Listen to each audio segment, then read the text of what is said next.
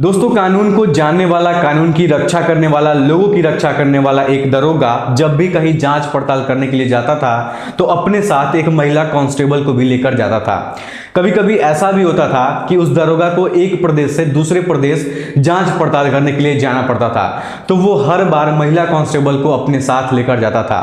दोस्तों, वो जाता तो था चोर को पकड़ने के लिए, लेकिन उसको कुछ मिलता नहीं था, बल्कि चोर की आड़ में वो दरोगा महिला कांस्टेबल के साथ शारीरिक संबंध जरूर बनाता था। एक बार नहीं बल्कि जब भी उसको जांच पड़ताल करने का मौका मिलता था, जब भी वो चोर या फिर किसी गुनहगार को पकड़ने का उसको मौका मिलता था, तो वो हर बार कांस्टेबल को अपने साथ लेकर जाता था। लेकिन ना तो उसे कोई चोर मिलता था, ना ही कोई गुनहगार मिलता था, बल्कि वो कांस्टेबल के साथ शारीरिक संबंध जरूर बनाता था। ये बात वो कभी भूलता ही नहीं था। दोस्तों, दरोगा और कांस्टेबल के बीच में नजदीकियां इतना ज्यादा बढ़ जाती हैं कि दोनों एक दूसरे को इतना ज्यादा प्यार करने लगते हैं, दोनों एक दूसरे के इतने करीब आ जाते हैं कि दोनों को पता ही नहीं चलता है। एक दिन महिला कांस्टेबल दरोगा से कहती है कि हम लोग इतने दिनों से एक साथ में हैं, तो क्यों ना एक दूसरे से शादी कर ले। लेकिन दोस्तों, दरोगा जो था वो महिला कांस्टेबल से कहता था कि अभी इतनी जल्दी क्या है शादी करने के लिए। लेकिन दोस्तों, महिला कांस्टेबल को बिना बताए जो दरोगा था वो किसी और लड़की से एक दिन शादी कर रहा था और वो घोड़े पर बैठकर बारात के लिए जा रहा था। तभी अचानक पुलिस की फोर्स वहां पर पहुंचती है और उस दरोगा को चारों तरफ से घेर लेती है। दोस्तों, ये सब देखकर बारातियों के होश उड़ जाते हैं। उसके बाद का जो मंजर था वो वाकई में हैरान कर देने वाला था। दोस्तों, ये कहानी बहुत ही ज्यादा इंटरेस्टिंग है। आइए जानते हैं पूरी कहानी इस वीडियो के माध्यम से। लेकिन दोस्तों, वीडियो में आगे बढ़ने से पहले वही एक छोटा सा रिक्वेस्ट है कि अगर आप लोग चैनल पर पहली बार है तो चैनल को सब्सक्राइब कर लीजिए और वीडियो को लाइक कर लीजिए। वीडियो को लाइक करते हैं तो मुझे बहुत ज्यादा मोटिवेशन मिलता है और मेरा हौसला और भी ज्यादा बढ़ता है। चलिए दोस्तों, अब कहानी में आगे बढ़ते हैं। दोस्तों, ये कहानी है उत्तर प्रदेश के जिला फारुखाबाद की। दोस्तों, फारुखाबाद की रहने वाली एक बहुत ही खूबसूरत और होनहार लड़की जिसका नाम अंजलि होता है। दोस्तों, अंजलि जितना तेज पढ़ने लिखने में थी उतना ही तेज तड़ाक वो स्पोर्ट यानी कि खेल कूद में भी थी। दरअसल खेल कूद में उसका इतना ज्यादा मन लगता था कि जहां भी उसको खेल कूद में कंपटीशन में भाग लेती थी तो वो सबसे पहले नंबर पर आती थी। इतना ज्यादा वो खेल कूद में अच्छी थी, यहां तक कि अंजलि के परिवार वाले उसका सपोर्ट करते थे खेल कूद में। दोस्तों, अंजलि के पापा का नाम देवराज था और अंजलि की माता का नाम फूलमती था।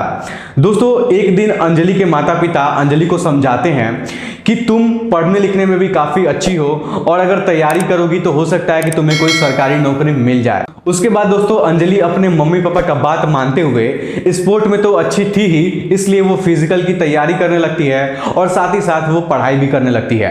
कुछ समय बाद जब यूपी पुलिस का एग्जाम होता है तो उसमें वो फॉर्म भी अप्लाई करती है और देखते ही देखते उसका सिलेक्शन भी हो जाता है और देखते ही देखते वो कांस्टेबल बन जाती है और नवाबगंज में अपनी ड्यूटी देने लगती है। दोस्तों, ड्यूटी के दौरान अंजलि की मुलाकात बहुत सारे अधिकारियों से होती है। दोस्तों, अंजलि का व्यवहार भी बहुत ज्यादा अच्छा था। जितना वो सुंदर थी उतना ही ज्यादा उसका संस्कार भी था। लेकिन दोस्तों, अंजलि की पोस्टिंग जिस थाने पर थी उसी थाने पर एक दरोगा था जिसका नाम दीपक कुमार होता है। दोस्तों, दीपक जब अंजलि को पहली बार देखता है तभी वो अंजलि पर फिदा हो जाता है, क्योंकि अंजलि वाकई में दिखने में बहुत ज्यादा खूबसूरत थी। वो अंजलि से प्यार करने लगता है। लेकिन दोस्तों, इस बात का जिक्र जो दरोगा दीपक कुमार था वो कभी अंजलि से किया नहीं था। अब थाने में किसी भी चीज की जरूरत पड़ती थी तो वो दरोगा जो दीपक कुमार था वो हमेशा अंजलि को बुलाता था। कोई भी काम पड़ता था तो अंजलि से करवाता था, कहीं जाना होता था तो अंजलि को अपने साथ लेकर जाता था। एक दिन दोस्तों, दीपक कुमार के फोन पर किसी बड़े अधिकारी का फोन आता है और वो कहते हैं कि एक क्रिमिनल है, उसको पकड़ने के लिए तुम्हें महाराष्ट्र जाना पड़ेगा, वहां पे जाके जांच पड़ताल करना पड़ेगा। उसके बाद दोस्तों, दीपक कुमार जो दरोगा था वो कांस्टेबल अंजलि से कहता है कि अंजलि, हमारे पास फोन आया था और उस केस के सिलसिले में हमें जांच पड़ताल करने के लिए महाराष्ट्र जाना पड़ेगा। मैं चाहता हूं कि तुम भी हमारे साथ चलो। उसके बाद दोस्तों, अंजलि भी तैयार हो जाती है और दीपक कुमार और अंजलि दोनों महाराष्ट्र के लिए निकल जाते हैं। महाराष्ट्र पहुंचने के बाद दीपक और अंजलि दोनों सारा दिन अपना जांच पड़ताल करते हैं, लेकिन वहां पर उन्हें कोई सबूत नहीं मिलता है, कोई क्रिमिनल नहीं मिलता है और देखते ही देखते शाम हो जाती है। शाम होने के बाद दीपक कुमार और अंजलि एक होटल के अंदर जाते हैं और वहां पर दोनों के लिए अलग अलग रूम बुक किया जाता है। दोनों एक साथ बैठकर रात का खाना भी खाते हैं। उसके बाद दोनों अपने अपने रूम के अंदर चले जाते हैं। दोस्तों जो अंजलि थी वो अपना कपड़ा वगैरह बदल कर अपने बिस्तर पे लेटी हुई थी और सोने की तैयारी में थी। जो दीपक कुमार था वो भी अपने रूम के अंदर लेटा हुआ था। लेकिन कुछ देर बाद दीपक कुमार उठकर अंजलि के कमरे के बाहर आता है और दरवाजा खुलाता है। तो अंजलि नॉर्मल कपड़ों में थी, नॉर्मल कपड़ों में दरवाजा खोलती है और कहती है कि सर आप यहाँ क्या कर रहे हैं, कुछ कोई बात है, कुछ हुआ है? तब दीपक कुमार कहते हैं कि नहीं नहीं कोई बात नहीं है, मैं सोने से पहले कुछ देर तुमसे बात करना चाहता था। उसके बाद दोस्तों अंजलि दीपक कुमार को अपने रूम के अंदर बुलाती है और बिस्तर पर बैठकर दोनों बातें करने लगते हैं। तभी दीपक कुमार अंजलि के हाथों पे अपना हाथ रखता है, हाथ उसका टच कराता है, लेकिन दोस्तों अंजलि अपना हाथ हटा लेती है। तो दीपक अंजलि से कहता है कि अंजलि तुम मेरी बातों का बुरा मत मानना, मैं तुमसे बहुत ज़्यादा प्यार करता हूँ, तुमको बहुत ज़्यादा पसंद करता हूँ, इसलिए मैं तुमको यहाँ पर लेकर आया भी हूँ ताकि हम लोग कुछ वक्त बिता सकें। मैं तुमसे शादी भी करना चाहता हूँ। दोस्तों जो दरोगा दीपक कुमार था वो अपनी बातों में अंजलि को उलझा देता है और अंजलि उस दरोगा दीपक का कहीं ना कहीं विरोध भी नहीं कर पाती है। देखते ही देखते दीपक अंजलि को अपने करीब लाता है और उसको गले लगाकर उससे प्यार मोहब्बत की बातें करने लगता है। धीरे धीरे उससे प्यार भी करने लगता है और देखते ही देखते महिला कांस्टेबल के साथ वो शारीरिक संबंध बना लेता है और दोनों पूरी रात एक ही रूम के अंदर गुजारते हैं। जैसे ही सुबह होती है फिर से दोनों वापस नवाबगंज अपने थाने आ जाते हैं और वहां पर अपनी अपनी ड्यूटी करने लगते हैं। अब दोस्तों ये सिलसिला हमेशा का हो गया था। जब भी दरोगा दीपक को मन करता था तो महिला कांस्टेबल अंजलि को अपने साथ ले जाता था होटल पे, वहां पे उसके साथ शारीरिक संबंध बनाता था और देखते ही देखते ऐसे कुछ समय बीतता चला जाता है और ये सिलसिला 1-2 साल नहीं बल्कि कई सालों तक चलता रहता है। दोस्तों जो दीपक कुमार था वो हमेशा अंजलि को शादी का झांसा भी दिया करता था। एक दिन किसी काम से दीपक कुमार को मध्य प्रदेश जाना था। तब वो अंजलि से कहता कि अंजलि मुझे किसी काम से मध्य प्रदेश जाना है, मैं चाहता हूं कि तुम भी हमारे साथ चलो, क्योंकि अगर तुम हमारे साथ नहीं जाओगी तो हमारे साथ कोई दूसरा कांस्टेबल चला जाएगा, इसलिए मैं चाहता हूं कि तुम मेरे साथ चलो तो मुझे भी अच्छा लगेगा। उसके बाद दोस्तों महिला कांस्टेबल अंजलि दीपक कुमार के साथ जाने के लिए तैयार हो जाती है। उसके बाद अंजलि और दीपक दोनों मध्य प्रदेश चले जाते हैं। वहां जाने के बाद दोनों एक होटल में रूम बुक करते हैं और एक दूसरे के साथ वही संबंध वगैरह बनाते हैं, मस्ती मजाक करते हैं और फिर वहां पर अपना काम करते हैं और काम करने के बाद वापस नवाबगंज आ जाते हैं। अब दोस्तों दीपक कुमार को कहीं भी जाना होता था तो वो अपने साथ हमेशा महिला कांस्टेबल अंजलि को लेकर जाता था, चाहे कोई काम हो या फिर ना हो, लेकिन अंजलि को हमेशा वो अपने साथ ही रखता था। दोस्तों इन दोनों के प्यार को लगभग 2 साल पूरे हो गए थे। अब दोस्तों अंजलि दीपक से कहती है कि हमारे रिलेशन को 2 साल पूरा हो गया है तो मैं चाहती हूँ कि अब हम दोनों एक दूसरे से शादी कर ले, क्योंकि तुम भी हमें अच्छे से जान चुकी हो और मैं भी तुम्हें अच्छे से जान चुकी हूँ, तो दोनों एक दूसरे से शादी कर लेंगे तो हमारी भलाई रहेगी। क्योंकि मैं जब भी तुमसे शादी करने के लिए कहती हूँ तो तुम हमेशा बात को टाल देते हो और कहते हो कि आज नहीं, इसके बारे में फिर कभी सोचेंगे। उसके बाद दोस्तों अंजलि जो थी वो एकदम जिद पकड़ लेती है और कहती है कि नहीं, मैं सच में चाहती हूँ कि तुम हमसे शादी करो। अंजलि इतना ज़्यादा जिद पकड़ लेती है, लेकिन फिर भी जो दीपक कुमार था वो उसको समझाता है और कहता है कि हमारे घर वाले अभी शादी करने के लिए तैयार नहीं हैं, तो हमें कुछ वक्त चाहिए। मैं जब अपने घर वालों को तैयार कर लूँगा तो उसके बाद हम दोनों शादी कर लेंगे, मैं तुमको बता दूंगा। लेकिन दोस्तों जो अंजलि थी वो मानती नहीं है और अपने घर वालों को ये सारी बातें बता देती है। और अंजलि जब अपने घर वालों को दीपक के बारे में बताती है तो दीपक से अंजलि के घर वाले बातचीत करते हैं। तब दीपक अंजलि के घर वालों से कहता है कि अंकल जी हमें थोड़ा सा वक्त चाहिए, अभी हमारे घर वाले शादी करने के लिए राजी नहीं है, जैसे ही हमारे घर वाले मान जाएंगे तो मैं शादी कर लूंगा। उसके बाद दोस्तों अंजलि के घर वाले, अंजलि के माता पिता यही सोचने लगते हैं कि हो सकता है कि दीपक को अभी शादी करने का मन ना हो, इसलिए वो मना कर रहा हो। तो अंजलि के घर वाले अंजलि को ही समझाते हैं कि कुछ दिनों तक और इंतजार कर लो, हो सकता है कि वो अपने घर वालों को मना ले तो उसके बाद वो तुमसे शादी कर ले। उसके बाद दोस्तों अब यहाँ मामला खत्म हो जाता है और दीपक और अंजलि दोनों एक दूसरे के साथ अच्छे से रहने लगते हैं और फिर से दीपक और अंजलि के बीच में वही सब सिलसिला जारी हो जाता है, संबंध बनाने का और मिलने जुलने का। जब भी मौका मिलता था दीपक अंजलि को बुलाता था, उसके साथ शारीरिक संबंध बनाता था, लेकिन शादी का झांसा देता था, शादी करता नहीं था। देखते ही देखते 6 महीने और बीत जाते हैं, लेकिन दीपक अभी भी शादी करने के लिए तैयार नहीं था। तब अंजलि एक ऐसा कदम उठाती है। दरअसल दोस्तों दोस्तों अंजलि दीपक के घर पहुंच जाती है और अपने और दीपक के बारे में जो भी कहानी थी वो सारे दीपक के घर वालों को बता देती है।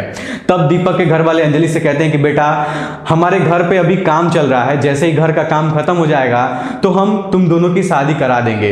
ये बात सुनकर अंजलि को थोड़ा सा विश्वास हो जाता है और वो फिर से अपनी थाने पर आ जाती है और अपना ड्यूटी करने लगती है और दीपक कुमार के साथ समय बिताने लगती है। देखते ही देखते दोस्तों 6 महीने और बीत जाते हैं। अब दोस्तों अंजलि कहीं ना कहीं दिमागी तौर पर परेशान होने लगी थी।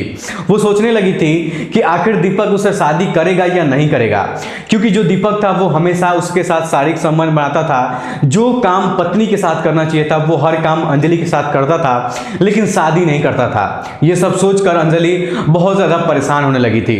एक बार फिर से अंजलि दीपक के घर जाती है, लेकिन इस बार भी दीपक के माता पिता इस बात को टाल देते हैं और कहते हैं कि बेटा हमें कुछ वक्त और दो, उसके बाद हम लोग शादी के बारे में सोचेंगे। इसी बीच दोस्तों दीपक का ट्रांसफर कहीं और हो जाता है। काफी समय बीत जाता है। हालांकि दीपक और अंजलि अभी भी दोनों एक दूसरे से फोन पर बातें करते थे, लेकिन दोस्तों दीपक कुमार अंजलि को धोखा दे रहा था। एक दिन अंजलि को पता चलता है कि 17 अप्रैल को दीपक की शादी हो रही है। जब यह बात अंजलि को पता चलती है कि दीपक 17 अप्रैल 2024 को अपनी शादी किसी और लड़की से करने वाला है, तो अंजलि के पैरों तले जमीन खिसक जाती है। दरअसल दोस्तों अंजलि बहुत ज्यादा परेशान हो जाती है और ये सोचने लगती है कि जो इंसान इतने सालों से उसका शारीरिक संबंध बना रहा था, उसके साथ उसका यौन शोषण कर रहा था, उसका रेप कर रहा था, यहां तक कि उसके साथ शादी का झांसा भी दिया करता था, वो इंसान किसी और लड़की से शादी कैसे कर सकता है। अब दोस्तों अंजलि करती क्या है कि वो अपने ही थाने में दीपक कुमार के खिलाफ कंप्लेन दर्ज कराती है और अपनी सारी कहानी पुलिस वालों के सामने बताती है। लेकिन दोस्तों बात यहां पर एक दरोगा की थी, इसलिए उसके खिलाफ कोई एक्शन नहीं लिया जाता है। अब दोस्तों अंजलि बहुत ज्यादा परेशान हो जाती है और 17 अप्रैल का दिन भी नजदीक आ जाता है। तब अंजलि एक लेटर लिखती है और लेटर लिखने के बाद एसपी ऑफिस पहुंच जाती है। एसपी ऑफिस पहुंचने के बाद अंजलि सारी बातें एसपी साहब को बताती है कि हमारे साथ इतने सालों से हमारा यौन शोषण किया गया है, हमें शादी का झांसा भी दिया जा रहा था, लेकिन दीपक कुमार किसी और लड़की से अब शादी करने जा रहा है। दोस्तों अंजलि लिखित तौर पर भी ये बयान अपना एसपी साहब को देती है। उसके बाद दोस्तों जब ये बात एसपी साहब को पता चलती है तो एसपी साहब इस बात पर तुरंत एक्शन लेते हैं और दरोगा दीपक को अरेस्ट करने का वारंट जारी करते हैं। दोस्तों इतना सब करने में रात के 8 बज गए थे और उधर दीपक शेरवानी पहनकर घोड़े पर बैठकर अपनी बारात लेकर दुल्हन के घर पहुंच ही रहा था। तब भी वहां पर पुलिस प्रशासन के लोग पूरी अपनी टीम को लेकर दीपक कुमार को चारों तरफ से घेर लेते हैं और उसको गिरफ्तार कर लिया जाता है। और सिर्फ गिरफ्तार नहीं किया जाता है, बल्कि पूरे बारातियों को, पूरे भरे समाज में दीपक की करतूत को बताया जाता है कि कैसे उसने अंजलि के साथ धोखा दिया, कैसे शादी का झांसा देकर उसके साथ गंदा और घिनौना काम करता रहा। ये सारी बातें दीपक के घर वालों को, पूरे बारातियों को बताने के बाद दीपक को वहां से गिरफ्तार करके थाने पर लाया जाता है। और उसके बाद दोस्तों धारा 376, 502 और 120 बी के तहत दरोगा दीपक कुमार को जेल के सलाखों के पीछे डाल दिया जाता है और दीपक कुमार को अपने किए की सजा मिल जाती है। लेकिन दोस्तों अंजलि अब बिल्कुल ही अकेले पड़ जाती है। हालांकि दोस्तों अंजलि ने जो दीपक के साथ किया था वो वाकई में काबिल तारीफ है और मैं आप लोगों से यही कहना चाहूंगा कि अगर आपके साथ या आपके बच्चों के साथ ऐसी कोई गंदा और घिनौना काम करने की कोशिश करता है तो आप लोग बिना कुछ सोचे, बिना कुछ समझे तुरंत जाकर आप लोग थाने में, अपने नजदीकी थाने में कंप्लेंट दर्ज कराइए, ताकि आपके साथ जो गलत करता है उसके साथ भी गलत हो सके। दोस्तों अंजलि एक बहुत ही अच्छे परिवार की रहने वाली थी, लेकिन दरोगा दीपक कुमार उसको अपने झांसे में फंसाकर सिर्फ उसका शारीरिक शोषण करता रहा, उससे शादी नहीं किया। अब आप लोग दीपक के बारे में क्या कहना चाहेंगे हमें कमेंट बॉक्स में जरूर बताइएगा। फिलहाल आज के इस वीडियो में इतना ही। वीडियो पसंद आए तो वीडियो को लाइक, चैनल को सब्सक्राइब जरूर करिएगा।